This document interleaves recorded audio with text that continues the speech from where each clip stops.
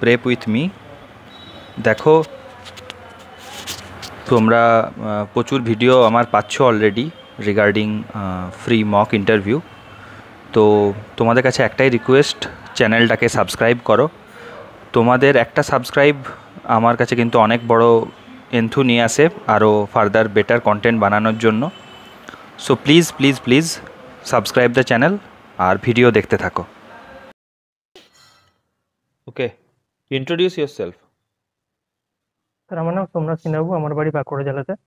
আমি আমার schooling 10th এবং 12th বাঁকুড়া জেলা থেকে কমপ্লিট করি। তারপর আমি হায়ার স্টাডিজের জন্য কলকাতা যাই। আমি আমার ইঞ্জিনিয়ারিং ডিগ্রি কলকাতার Meghnad Saha institute of technology থেকে 2018 সালে পাস আউট হই আমি।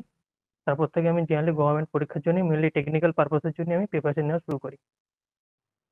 ব্যাস, কোথাও জয়েন করনি, কিছু করনি? তাছাড়া মেনলি আমি গভর্নমেন্ট চাকরির জন্য আমি প্রিপারেশন নিচ্ছি আর কি। তো কি গভর্নমেন্ট জবের তুমি প্রিপারেশন নিচ্ছ? তো মেনলি স্যার টেকনিক্যাল পারপাসের জন্য আর কি, সিভিল ইঞ্জিনিয়ারিং এর জন্য টেকনিক্যাল লাইনের জবগুলো যেগুলো হয়ে থাকে সেগুলোর জন্য আমি প্রিপারেশন নিয়ে থাকি। আচ্ছা আচ্ছা, তো কোথাও জবে চেষ্টা করনি যে ফার্দার কোনো রকম কোনো সিভিল ইঞ্জিনিয়ারিং রিলেটেড কোনো জবে বা টেকনিক্যাল জবে যুক্ত হওয়ার জন্য চেষ্টা করনি কোনো? আমার প্রথম থেকে ফোকাস ছিল গভর্নমেন্ট জবেই আর কি, তো আমি এদিকেই টোটালি ফোকাসটা এদিকেই ছিল আর কি। আচ্ছা আচ্ছা, চয়েস কি দিয়েছো? ফার্স্ট টাইম এর এমইডি আছে, সেকেন্ডে পিডব্লিউডি, থার্ড ইরিগেশন। কেন এমইডি, কেন এক নম্বরে? স্যার, আমি যখন এই বিভিন্ন রকম ডিপার্টমেন্ট সম্বন্ধে সার্চ করা শুরু করি, তো স্যার ইমিডি যখন কাজের আমরা বিভিন্ন রকমের কি কি কাজ করা হয় সেগুলো যখন দেখি, তো দেখা যায় যে ইমিডির মধ্যে মোটামুটি সব ধরনের কাজই হয়ে থাকে স্যার এক্ষেত্রে।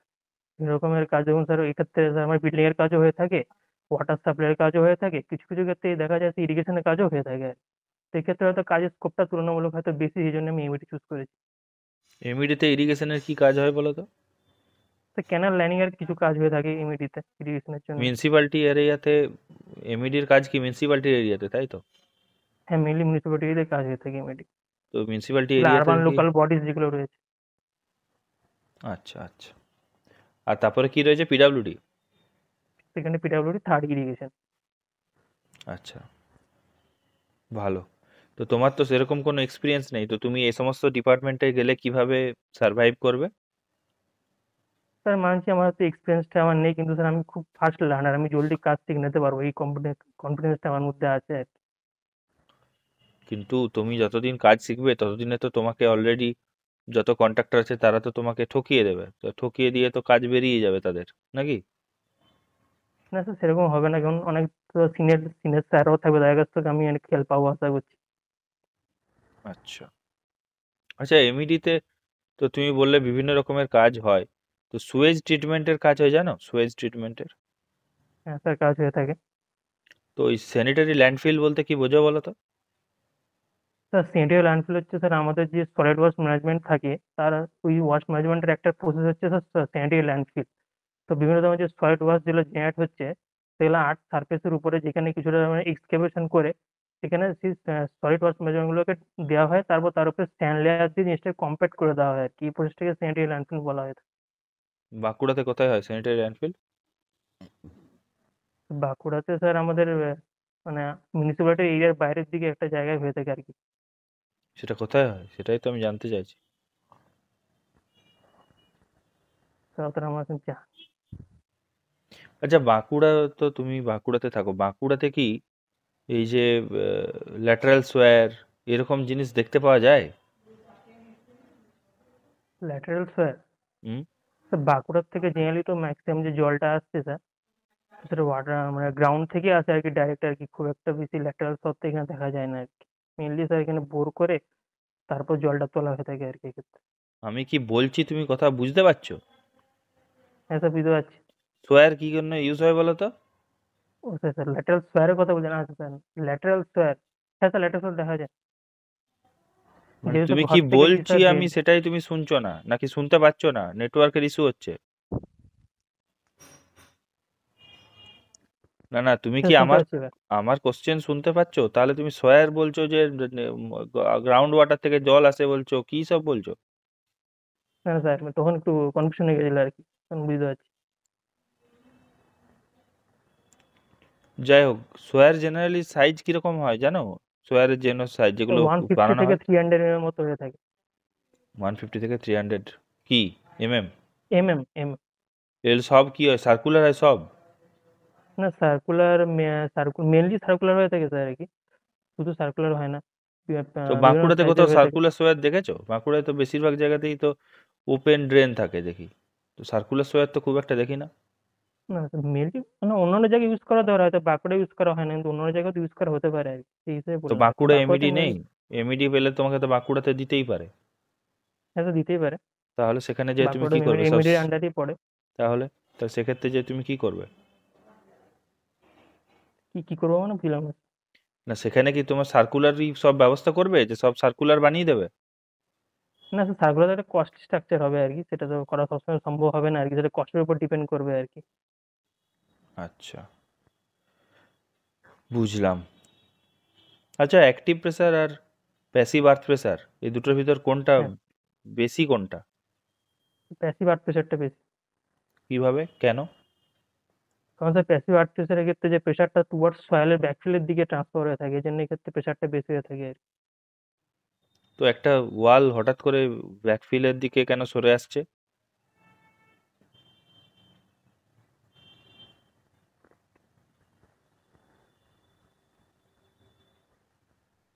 তো এই ক্ষেত্রে যখন ওয়ালের উপর যে প্রেশারটা আসবে আর কি, তখন ওয়ালও একটা রিয়াকশন দেবে আর কি, সেই জন্য হয়তো প্রেশারটা ওইদিকে চলে যাচ্ছে আর কি। ডিজাইন কনসিডারেশনে, ডিজাইন তুমি তো ডিগ্রি বলছো, যাই হোক, তো ডিজাইন কনসিডারেশনে এই প্যাসিভ আর্থ প্রেসারের হ্যাঁ সিগনিফিকেন্সটা স্যার, কি?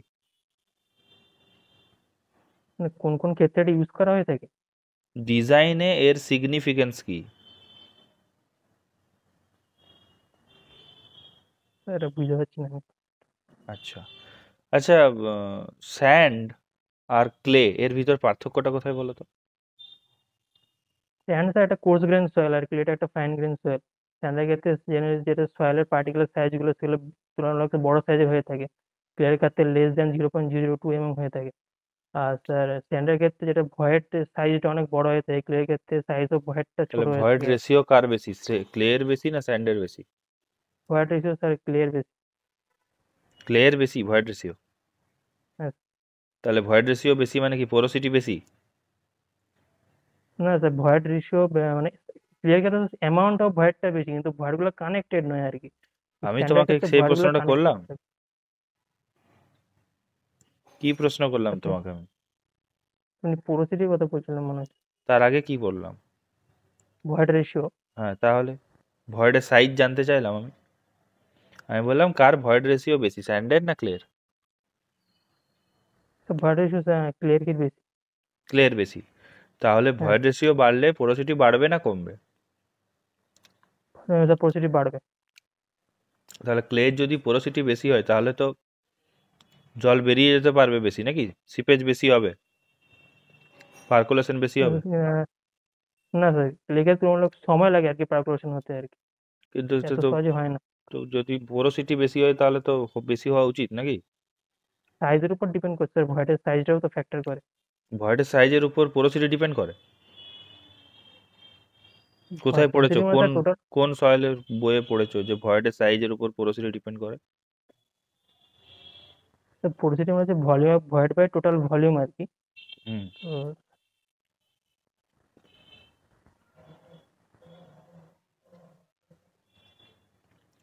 তো তত জিনিসটা আমার মনে পড়ছে না আর কি। আচ্ছা, লিকুইড লিমিট আর প্লাস্টিক লিমিটের ভিতর পার্থক্য কি? স্যার কোন লিকুইড লিমিটের ক্ষেত্রে স্যার এক্ষেত্রে মেন পার্থক্য শিয়ার স্ট্রেংথের একটা ফারাক ফারাক থাকে আর কি। তো হুম। লিকুইড প্লাস্টিক লিমিটের ক্ষেত্রে শিয়ার স্ট্রেংথটা তুলনামূলক বেশি থাকে লিকুইড লিমিট থেকে। আর লিকুইডের লিমিট স্যার এমন একটা স্টেজ যেখানে সয়েলটা মানে সয়েলের মধ্যে ওয়াটার কন্টেন্ট এমন একটা পর্যায়ে পৌঁছে যখন সয়েলটা ফ্লো করা শুরু করে আর কি, ওইটাকে আমরা লিকুইড লিমিট বলে থাকি আর কি। আর প্লাস্টিক লিমিটের ক্ষেত্রে যেই ওয়াটার কন্টেন্টে আমরা যদি 3 mm ডায়ামিটারের কোনো একটা সয়েলকে রোল করি, তাহলে কোনো ধরনের ক্র্যাক অ্যাপিয়ার হয় না সারফেস, ওটাকে আমরা প্লাস্টিক লিমিট বলে থাকি। আচ্ছা, ধরো একটা আমি স্যান্ড আছে, তো বললাম যে স্যান্ডের প্লাস্টিক লিমিটটা বের করে দাও, পারবে? স্ট্যান্ডার্ড প্লাস্টিক লিমিট জেনারেলি কত পার্সেন্ট হয় বলো তো? স্যান্ডের ক্ষেত্রে প্লাস্টিক লিমিট, হুম হুম। তো স্যান্ডের ক্ষেত্রে স্যার যেহেতু স্যার কোর্স গ্রেন সয়েল, তো স্যার সেই হিসাবে আমরা জেনারেলি জিরো ধরা হয়ে থাকে আর কি। Plastic limit zero? হ্যাঁ স্যার। প্লাস্টিক লিমিটটাই জিরো ধরা হয় নাকি প্লাস্টিক ইন্ডেক্সটা আইপিটা? জিরো ধরা হোক, প্লাস্টিক ইন্ডেক্সটা জিরো ধরা হয়। তুমি এত কনফিউজ কেন? তাহলে প্লাস্টিসিটি ইন্ডেক্স জিরো মানে প্লাস্টিক লিমিট জিরো? না, প্লাস্টিক জিনিস লিকুইড লিমিট মানে প্লাস্টিক লিমিট হয়ে থাকে আর কি। তো স্যার ক্ষেত্রে লিকুইড লিমিটটা, যেহেতু স্যার স্যান্ডের ক্ষেত্রে লিকুইড লিমিট বার করাটা একটু মুশকিল হয়ে থাকে, তো যেহেতু স্যার জলটা জলদি বেরিয়ে যায় আর কি, এক্ষেত্রে হুম। যে বার করা সম্ভব হয় না আর কি। আচ্ছা, স্যান্ডে জল দিলে পরে স্যান্ডের ভলিউম বাড়ে কেন বলো তো?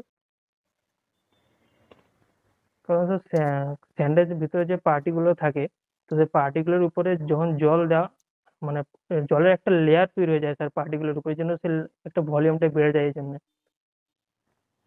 তো ডায়ালাটেন্সি বলতে কি বোঝো? ডায়ালাটেন্সি দ্যাট ইজ মানে যে ভলিউম যে চেঞ্জটা হচ্ছে স্যার, ওটাকে ডাইলেন্সি বলা হয়। বিস্তারিত বলো। স্যার যে স্যান্ডের ক্ষেত্রে যে জল দিলে যে স্যান্ডের যে ভলিউমটা চেঞ্জ হচ্ছে আর কি, সেই ভলিউম যে চেঞ্জটা হচ্ছে, সেই ভলিউম চেঞ্জটাকে আমরা ডাইলেন্সি দ্বারা বুঝিয়ে থাকি আর কি। ডায়ালাটেন্সি কতক্ষণ পর্যন্ত থাকে, নাকি পুরোটাই থাকে, মানে আপ যতক্ষণ টু খুশি ফোর টু জল ফাইভ করবো? Percent moisture content. আচ্ছা। আচ্ছা, বাল্কিং অফ স্যান্ড বলতে কি বোঝো? আচ্ছা, বাল্কি ভাষা হচ্ছে যখন আমরা স্যান্ডের মধ্যে যখন জল অ্যাড করে থাকি, তো up to 4 to 5% moisture content অব্দি স্যান্ডের যে ভলিউমটা বাড়তে থাকে স্যার। তারপরে স্যার যখন আবার যদি জল অ্যাড করে থাকি, তো সেই ভলিউমটা আর অতটা বাড়তে পারে না আর কি, ওই ওই কন্ডিশনটাকে আমরা বাল্কি স্যান্ড বলে থাকি। কেন এটা, কেন, কারণটা কি? তার মেন কারণ তো সারফেস টেনশন। কার সারফেস টেনশন? সয়েল পার্টিকেল গুলো, সারফেস টেনশন মানে একটা টেনশন ক্রিয়েট হয় আর কি সয়েল পার্টিকেলের উপরে, এর জন্য ভলিউমটা বাড়তে থাকে। আচ্ছা, বলো তো একটা, মানে তোমাকে এমনি জাস্ট প্রেজেন্স অফ মাইন্ডের প্রশ্ন করছি, সেটা হচ্ছে যে কোনো একটা পার্টিকেল যদি রাউন্ড হয় তার সারফেস টেনশন হ্যাঁ, বেশি হবে, নাকি যদি অ্যাঙ্গুলার হয় তার সারফেস টেনশন বেশি হবে?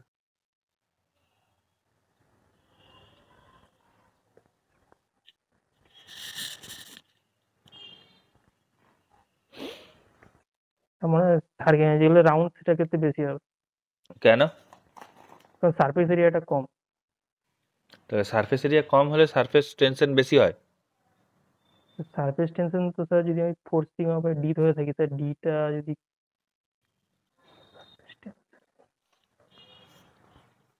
সেটা আমার তো মনে পড়ছে। মানে বেসিক জায়গাগুলো পড়োনি তাই তো? তাহলে ভাবো, হ্যাঁ, এগুলো কিন্তু বেসিক জায়গা। যাই হোক, আচ্ছা, আমাকে তুমি বলো যে কোনো একটা জায়গাতে তোমাকে তোমাকে পাঠানো হয়েছে ইরিগেশন ইঞ্জিনিয়ার করে, দিয়ে তোমাকে আচ্ছা, বলা হয়েছে সেখানে ক্যানেল বানাতে হবে, ক্যানেল পুরো বানাতে হবে, ক্যানেল বানিয়ে বানাতে। সেখানে, হ্যাঁ, তো তুমি কোন প্লেসটাকে চুজ করবে ক্যানেল বানানোর জন্য?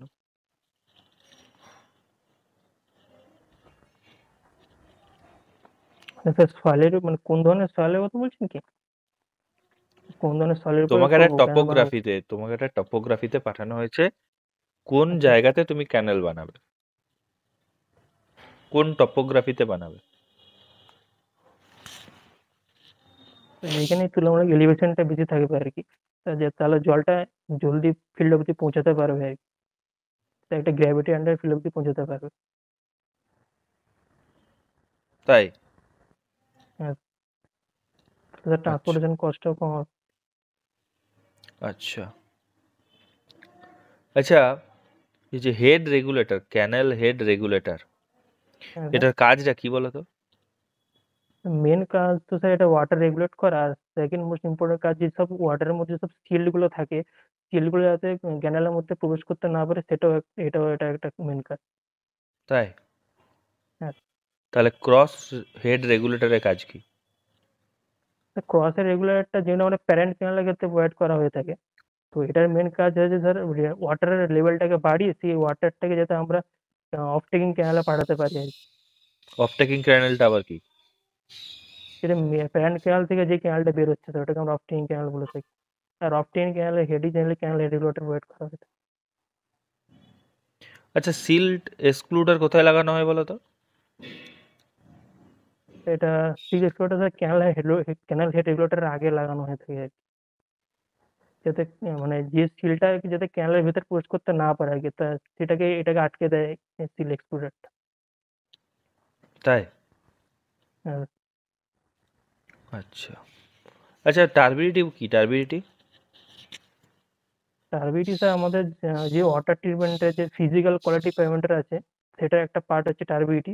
তো টার্বিডিটির মধ্যে স্যার আমাদের ওয়াটারের উপরে অনেক ধরনের মানে সাসপেন্ডেড পার্টিকেল থাকে।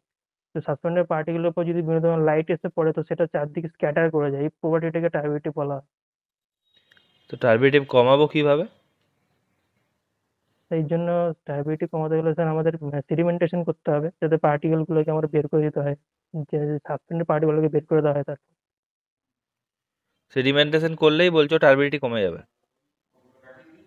সেডিমেন্টেশন করলে স্যার যেগুলো যে সাসপেন্ডেড পার্টিকেল গুলো আছে, সেগুলো মানে বের করে দেওয়া হয় গ্র্যাভিটির আন্ডারে আর কি।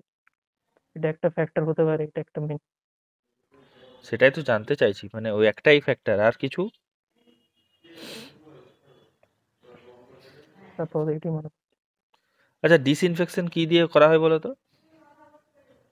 ডিসইনফেকশন মেনলি স্যার ক্লোরিন দিয়ে করা হয়ে থাকে। শুধু ক্লোরিন এছাড়া? ওজন আছে স্যার, ওজন ইয়ে করা হয়ে থাকে। তারপর স্যার আমাদের ব্লিচিং পাউডার আছে। ব্লিচিং পাউডার তো ক্লোরিন,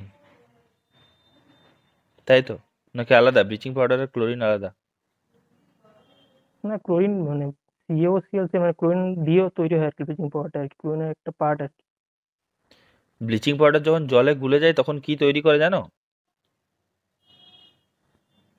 কি তৈরি করে? ফ্রি ক্লোরিন তৈরি করে, না, ফ্রি ক্লোরিন। দেখুন। সে ফ্রি ক্লোরিনটাই কাজ করে। যাই হোক, তোমার তো আচ্ছা বাঁকুড়ায় বাড়ি, তাহলে বাঁকুড়া বিখ্যাত কেন পশ্চিমবঙ্গের ভিতরে? স্যার, বাঁকুড়া যদি আমরা ট্যুরিজম হিসেবে দেখি, তো বাঁকুড়ার মধ্যে মুকুটমণিপুর ড্যাম রয়েছে। তা বিষ্ণুপুরের মতো একটা শহরে, যেটাকে আমরা টেম্পল সিটি বলে থাকি। তো বিহারিনাথ, শুশুনিয়ার মতো পাহাড় রয়েছে, যদি ট্যুরিজম প্রেক্ষিতে যদি দেখি আমরা। আর যদি আমরা এখানে অনেক ধরনের মহান ব্যক্তি জন্মগ্রহণ করেছেন, যেমন তার মধ্যে যামিনী রয় রয়েছে, যিনি একজন বড় চিত্রকার ছিলেন। রামকিঙ্কর বেজ রয়েছে, এদের মতো বড় বড় মহানুভাব এই শহর থেকে জন্মগ্রহণ করেছে। সত্যি। আর আর স্যার বাঁকুড়ার মধ্যে যেমন মেচা সন্দেশ খুব বিখ্যাত, কেঁজাগুড়ার জিলিপি খুব বিখ্যাত। আচ্ছা, ব্যাস? বাঁকুড়া আর টেরাকোটা আর শিল্প কিছু আছে। নেই? বাঁকুড়ার মধ্যে টেরাকোটা শিল্প আছে, এটা হচ্ছে বাঁকুড়া ঘোড়া যেটাকে বলা হয়ে থাকে, ওটা খুব বিখ্যাত। আচ্ছা, বাঁকুড়ার মেজিয়াতে কি আছে বলো তো? স্যার তাপবিদ্যুৎ কেন্দ্র আছে। তো এটা কত মোটামুটি ক্যাপাসিটি জানো? আইডিয়া আছে? আচ্ছা, এটা আমার আইডিয়া। আচ্ছা, বুঝলাম। বাট সেটা মানে ইয়ের কারণ নয়, মানে বিখ্যাত হওয়ার কারণ নয় সেটা? আচ্ছা, অবশ্যই কারণ আর কি, মানে mainly sir, generally sir Bishnupur Mukutmanipur ড্যামের জন্যই অনেকের কাছ থেকে শুনেছি আর কি, আচ্ছা, শুনছি বলে। মুকুটমণিপুর ড্যাম কি টাইপ অফ ড্যাম বলো তো? আর্দেন ড্যাম, আর্দেন অ্যান্ড? যেন রকফিল ড্যাম। আচ্ছা। আচ্ছা, মুকুটমণিপুর এটা কত সালে গড়ে উঠেছিল জানো? আইডিয়া আছে? আচ্ছা, এটা সালটা আমার মনে নেই। মনে নেই? আচ্ছা, বাঁকুড়াতে মুকুটমণিপুর ছাড়া আর কি ড্যাম দেখতে পাওয়া যায় বলো তো?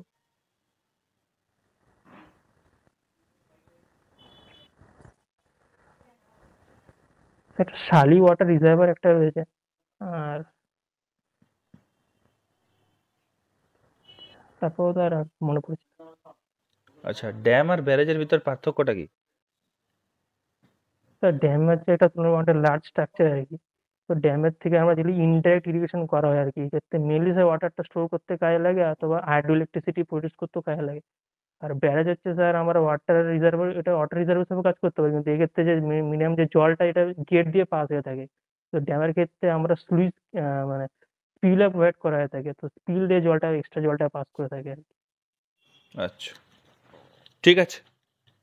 তোমার ইন্টারভিউ এখানে কমপ্লিট করাই যায়। বলো, ইন্টারভিউ দিয়ে কি মনে হলো? তার মনে হচ্ছে একটু বেসিক জিনিস একটু ডেপ থেকে একটু দেখতে হবে আর কি, এটা আমার মনে হলো। তো সে তো দেখতে তো হবেই, বেসিক জিনিস তো জানতেই হবে। তোমাকে তো ওখানে বেসিকটাই জানতে চাইবে, আর কি জানতে চাইবে বলো? ওদের কাছে আর কতই বা সময় থাকবে? ওরা তো বেসিকটাই জানতে চাইবে তোমার থেকে। আর বলো বলো শুনি একটু। আর কি কোশ্চেন কি তো যেমন প্রচুর কঠিন ছিল? কঠিন লাগলো প্রশ্ন? না স্যার, কোশ্চেন গুলো বেসিকের মধ্যেই ছিল, হয়তো আমি একটু তো ঘাবড়ে গিয়ে হয়তো কিছু কিছু কোশ্চেন হয়তো আমার হয়তো ভুল বলা হয়ে যেতে পারে। আর ভুলভাল হয়ে যেতে পারে আহ, থেকে তুমি ভুল অ্যান্সার করছো, এটা খুব বাজে জিনিস। কয়েকটা জায়গাতে তোমার যদি মনে পড়ছে না, তুমি স্কিপ করে যাও। তুমি একটা কথাকে আরেকটা বলতে যেয়ে পরে আমার মনে হলো যে কিছু জায়গাতে তুমি মানে সেখানে তোমার কথা বলার দরকার ছিল না, তুমি নিজেই আরো বেশি জড়িয়ে পড়ছো। তাহলে যে সমস্ত জায়গাতে তুমি নিজে জড়িয়ে পড়ছো সেই জায়গাগুলোতে কি বেশি বলার কি দরকার রয়েছে? দরকার নেই তো। সেই জায়গাগুলো অত কথা বলার দরকার নেই। তো যেটা যে পারবো না সেটা হয়তো বেরিয়ে যেতে হ্যাঁ, হবে। এড়িয়ে যাওয়াটাই বেটার। তাতে হয়তো ও তোমাকে দুটো বাজে কথা বলবে যে তুমি তো কিছুই জানো না, হ্যানা ত্যানা এসব বলবে, বাট ইটস অনেক বেটার যে সেটা কিন্তু তোমার সম্পর্কিত। আহ, এক মিনিট।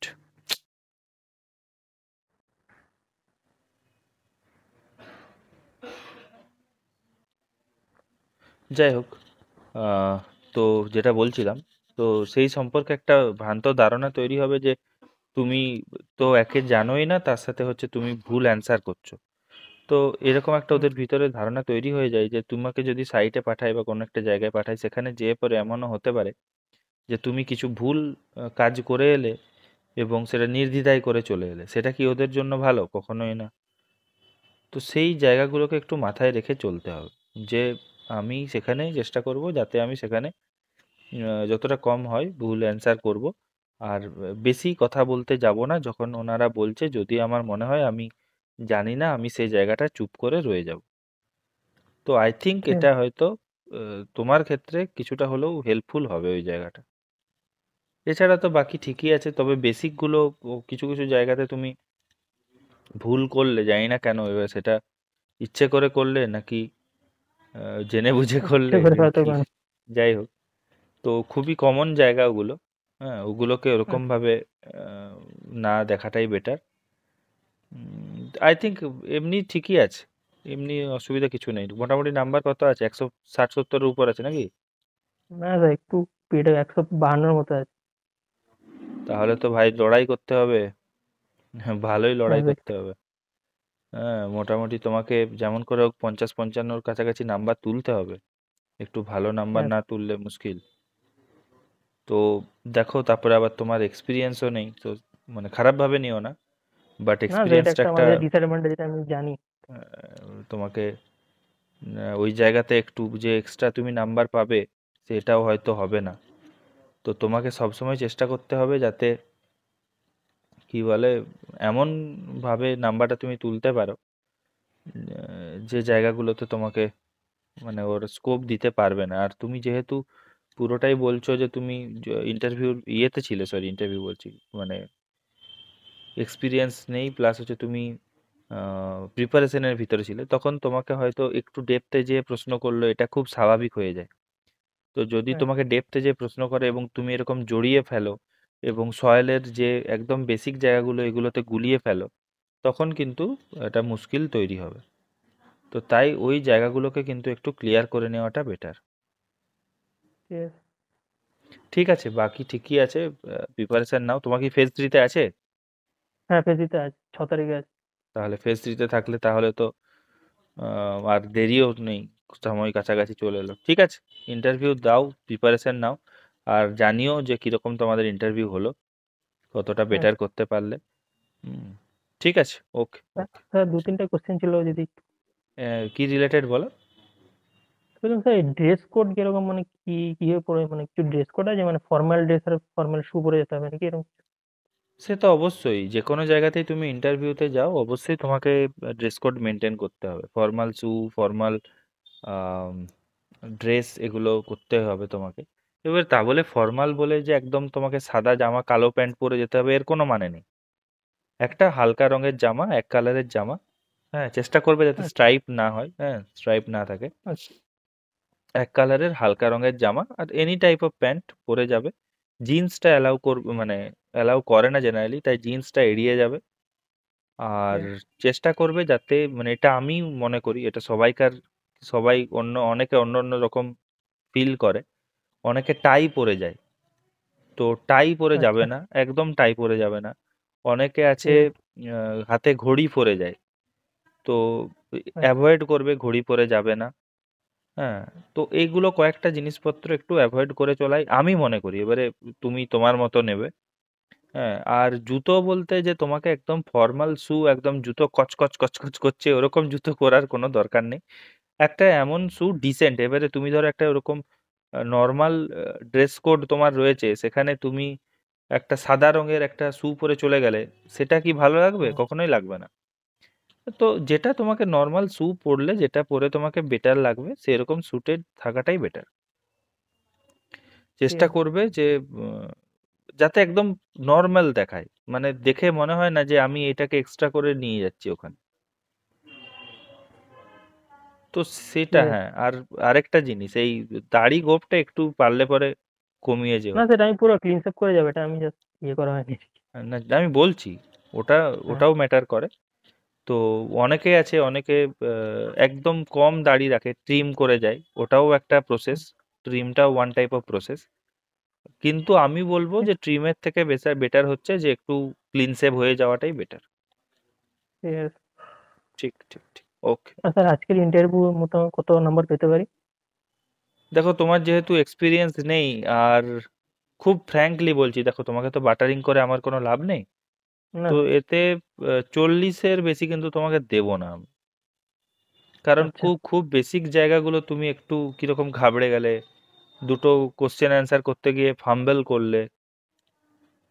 আর কথা বলতে বলতে, যাই হোক, এটা এখন আমার ভিডিও অফ আছে বলে তুমি হয়তো করছো, কথা বলতে বলতে মাথা উপর দিকে নিয়ে যে যে মনে করার চেষ্টা করছি, এই টাইপ অফ অ্যাকশন গুলো করো না।